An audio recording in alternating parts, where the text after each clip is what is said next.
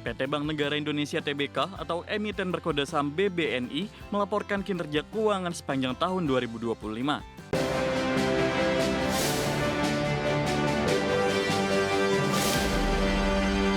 PT Bank Negara Indonesia Tbk mencatatkan kinerja di sepanjang tahun 2025 dengan fee-based income sebagai penopang utama.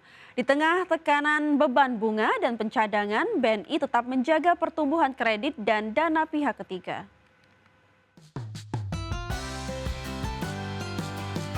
PT Bank Negara Indonesia Tbk atau emiten berkode saham BBNI melaporkan kinerja keuangan sepanjang tahun 2025.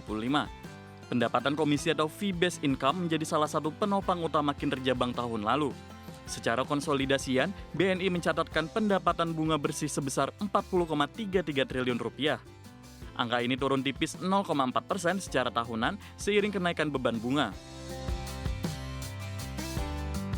Beban bunga BNI meningkat 11,3% menjadi 29,06 triliun rupiah. Sementara pendapatan bunga hanya tumbuh 4,2% menjadi 69,39 triliun rupiah. Dari sisi biaya, nilai pencadangan atau impairment meningkat menjadi 9,72 triliun rupiah. Kondisi ini mendorong laba bersih sebelum pajak turun 8,2% menjadi 24,39 triliun rupiah. Meski laba tertekan, BNI berhasil menjaga kinerja intermediasi. Hingga akhir 2025, dana pihak ketiga mencapai 1.040.083 triliun rupiah dan penyaluran kredit tumbuh 15,9% menjadi 899,53 triliun rupiah. Tim Liputan IDX Channel. Otoritas Jasa Keuangan menyatakan pertemuan dengan MSCI telah berjalan dengan baik. Dalam pertemuan tersebut, OJK dan pemangku kepentingan pasar modal mengajukan sejumlah usulan strategis untuk memperkuat daya tarik pasar modal Indonesia. Otoritas Jasa Keuangan bersama Self-Regulatory Organization dan Danantara telah melakukan pertemuan secara virtual dengan MSCI. Pertemuan ini dilakukan sebagai bagian dari upaya penguatan struktur dan kredibilitas pasar modal Indonesia.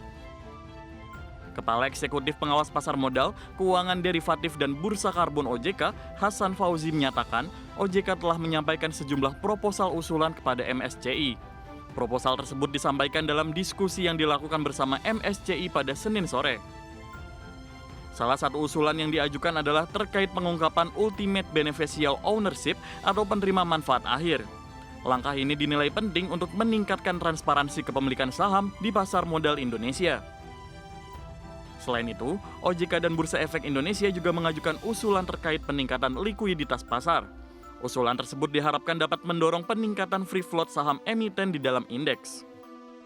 Diskusi pada pertemuan itu berlangsung dengan sangat baik dan kemudian kami mencanangkan akan dilakukan kembali pembahasan di level pertemuan di tingkat teknis. Bahkan dari pihak MSCI menyediakan diri untuk memberikan guidance pada saat menjelaskan bagaimana metodologi dan cara perhitungan yang akan mereka lakukan pada akhirnya. Dan kita bersepakat dan kami akan melakukan regular update kepada publik terkait dengan progres apa yang kami komitmen untuk disediakan sebagai bagian dari menghadirkan transparansi masuk. Hasan Fauzi menambahkan, pertemuan dengan MSCI akan kembali dilakukan pada tahap berikutnya. Pertemuan lanjutan akan membahas diskusi teknis terkait metodologi perhitungan saham yang digunakan MSCI. Jakarta, Rifki Anwardi, IDX Channel. Pejabat sementara Ketua Dewan Komisioner OJK, Friderika Widiasari Dewi menyatakan pasca terkoreksi tajam, indeks harga saham gabungan telah mendapat respon positif dari para pelaku investor asing. Hal tersebut dibuktikan dengan adanya aksi beli atau net buy dari investor asing pada perdagangan kemarin yang mencapai 654,9 miliar rupiah. Menurut Friderika, masuknya investor asing ini turut menaikkan harga saham yang memiliki fundamental yang bagus. Sedangkan saham-saham dengan harga yang sudah terlampau tinggi masih mengalami koreksi. OJK menghimbau investor untuk tidak panik dan tetap berfokus pada tujuan investasi jangka panjang.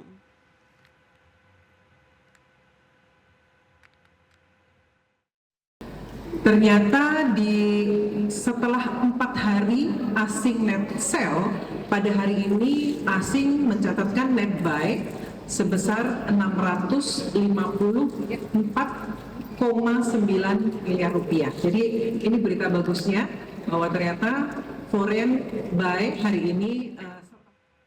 Pemirsa, BPI dan Antara menyatakan telah aktif membeli saham di pasar modal Indonesia. Adapun saham yang telah dibeli Danantara melalui manajer investasi, yakni saham yang memiliki portofolio positif, mulai dari valuasinya, menarik hingga cash flow dan fundamental serta likuiditas yang baik. Badan Pengelola Investasi Danantara Indonesia menyatakan telah aktif dalam pembelian saham di pasar modal Indonesia. Pasalnya, meski saham secara harian indeks komposit menurun, namun pergerakan pasar telah menunjukkan arah yang lebih sehat.